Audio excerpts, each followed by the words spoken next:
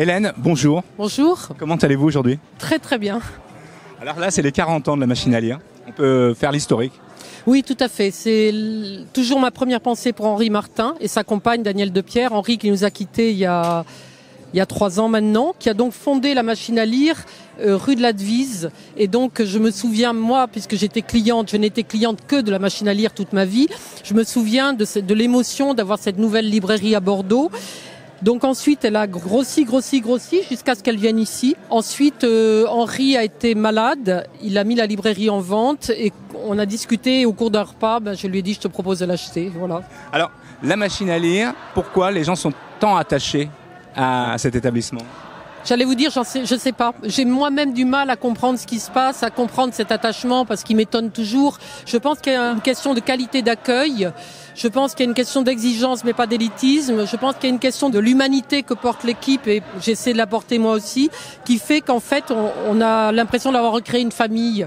Vous avez toutes sortes d'œuvres et vous donnez des coups de cœur aussi, personnellement. Oui, tout à fait. C'est-à-dire je lis énormément et donc à partir de là, on essaie de dire les livres qu'on a vraiment aimés et je m'aperçois que les gens suivent Olivier, Hélène, Pamela et que ils nous disent ce qu'ils ont aimé, ce qu'ils n'ont pas aimé et que finalement ils s'attachent à nous sans même nous connaître.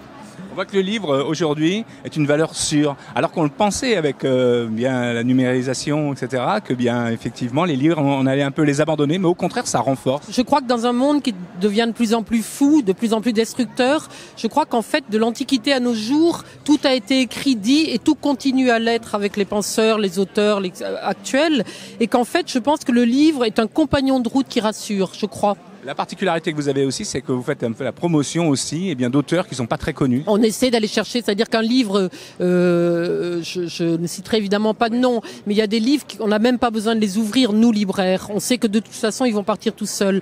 Par contre, tous les livres ou des maisons d'édition de taille plus petite, ou bien des auteurs qui ne sont pas encore connus, ou bien tous ces livres-là, ils ont vraiment besoin que nous, on les lise, on les fasse découvrir et après on les porte et je crois que ça on sait faire. 40 ans d'histoire, c'est pas rien. 40 ans d'histoire à Bordeaux dans cette librairie qui donne à tout le monde envie de venir flâner ici et pouvoir échanger, dialoguer avec l'ensemble des personnes qui ont créé et qui ont participé à ces 40 ans d'existence de la machine à lire. Et nous avons aujourd'hui là pour en parler et pour parler de l'association justement Machine à lire, qui est une nouvelle association qui se crée aujourd'hui et ça c'est pas rien. Maude qui est la présidente. Bonjour Maude. Bonjour. Je précise que vous êtes avec le bureau. Voilà, je suis avec une partie du bureau, des amis, des clients de la machine à lire et je suis fière et heureuse de pouvoir annoncer aujourd'hui la création de cette association. Après avoir assuré la direction pendant 4-5 ans auprès d'Hélène Desligneries, la propriétaire, l'idée faisait sens d'avoir obligatoirement des amis autour pour continuer à porter les messages et les valeurs de la lecture, d'amitié, de convivialité et de partage et d'échange autour de la culture. On va constituer un club de lecteurs, ça c'est une des premières idées. Après, il y a beaucoup de rencontres, donc on peut mobiliser autour des rencontres, restituer. C'est le début, on se réunit, on opte pour une action, on commence, et puis des membres de l'association porteront une partie du projet. C'est pas uniquement 3 ou 4 personnes, c'est vraiment l'ensemble des adhérents de la machine à lire. Et quand on voit les personnes ici qui viennent, c'est tous des habitués. Je suis sûr qu'ils connaissent tous la machine à lire. Si je leur demande d'ailleurs s'ils la connaissent, je suis sûr qu'ils vont bien me répondre. Vous connaissez bien la machine à lire? Depuis pas mal d'années, oui. J'aime beaucoup cette librairie, j'aime l'ambiance qu'il y a ici et les conseils aussi. L'important, c'est de lire, bien évidemment, et de découvrir l'ensemble de ces bouquins. Et Hélène est une grande lectrice, bien évidemment. Et d'ailleurs, à chaque fois, mes grands coups de cœur d'Hélène. En général, quand elle met ça dessus, c'est que vous pouvez l'acheter. Et je suis sûr que vous allez pouvoir vous évader à travers ces ouvrages qui sont toujours de bonne qualité, qui sont recherchés. Ici, c'est pas une librairie comme les autres. Qu'est-ce que ça représente pour vous, la machine à lire?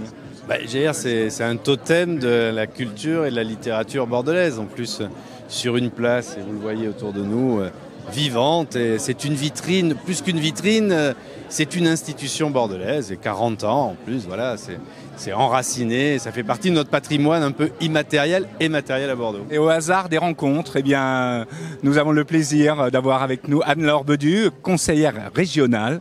Bonjour Anne-Laure. Bonjour Kirill. Alors cet événement, en quoi ça te touche aujourd'hui? Moi, ça me touche beaucoup d'abord parce que c'est une institution bordelaise, parce que c'est une librairie et une librairie c'est un endroit où on vient voyager dans le temps, où on vient voyager dans l'espace, où on vient voyager dans la vie des autres et puis aussi en soi-même. Et je crois que c'est quelque chose que la machine à lire fait très très bien, ce lien entre différentes échelles, à différents niveaux. Et c'est impossible en fait de repartir de cet endroit sans être nourri et sans être finalement émerveillé par tout ce qu'on a lu et tout ce qu'on a vu. Voilà, donc c'est vraiment une très très belle invitation et je suis très heureuse qu'elle tienne dans le temps comme ça. Fêter 40 ans pour les libraires indépendants, c'est vraiment pas facile. C'est un métier qui est plein de contraintes, mais c'est vraiment formidable et précieux de les avoir pour nous ici à Bordeaux. Bonjour Pascal. Bonsoir. Comment ça va? Très très bien, ravi d'être là, de voir autant de monde pour fêter ces 40 ans de la machine à lire. Je trouve ça magique, il fait beau, il fait bon, les gens ont l'air heureux, ça fait du bien.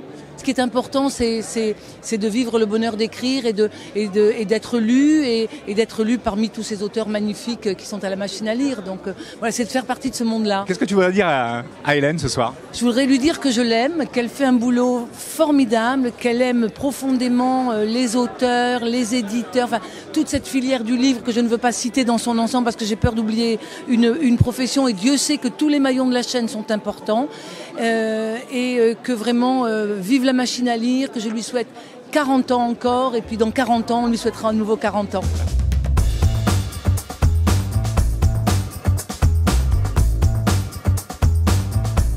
Et voilà, pour conclure notre émission ici sur Bordeaux TV, ici aux 40 ans de la machine à lire, eh bien, nous avons proposé une sélection, la sélection d'Hélène. Et justement, Hélène, tu vas nous en parler. Est-ce que tu peux nous présenter ce livre?